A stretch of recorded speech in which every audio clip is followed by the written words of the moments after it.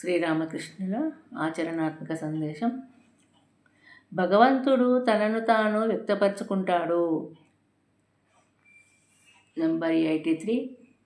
Police జవాన్ వద్ద దొంగలను రాత్రివేళ పట్టుకునేందుకు ఒక లాంతర్ ఉంటుంది.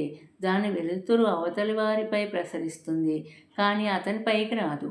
ఆ వెలుగును అతను తన వైపు తిప్పుకునేదే ఇతరులు అతడిని చూడలేరు.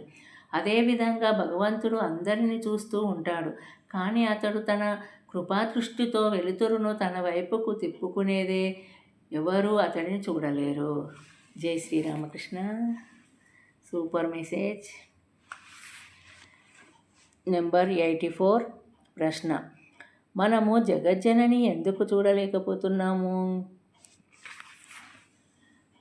జగజ్జనని. జవాబు: జగజ్జనని రాజకుటుంబానికి చెందిన తెరచాటున ఉండి వ్యవహారాలను చక్కబెట్టుకునే కులీన స్త్రీ వంటిది. ఆమె అందరినీ చూస్తూనే ఉంటుంది, కానీ ఆమెను ఎవరూ చూడలేరు.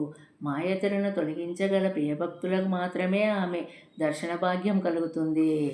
జై శ్రీరామకృష్ణ. నెంబర్ 85.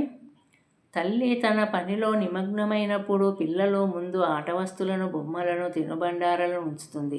కానీ బిడ్డ ఆట వస్తువులలో సంతృప్తి పొందక వాటిని నెట్టివేసి తల్లి కోసం బిగ్గరగా విలపిస్తే ఆమె ఇక జాగు చేయక పిల్లవాడిని ఒడిలోకి తీసుకుంటుంది. అదేవిధంగా మానవులు ప్రాపంచిక వస్తువుల యందు ఆసక్తితో నిమగ్నమై ఉన్నారు.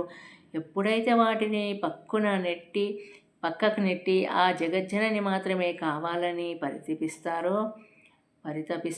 అప్పుడు ఆ తల్లి తనను తాను బహిర్గతం చేసుకుంటుంది.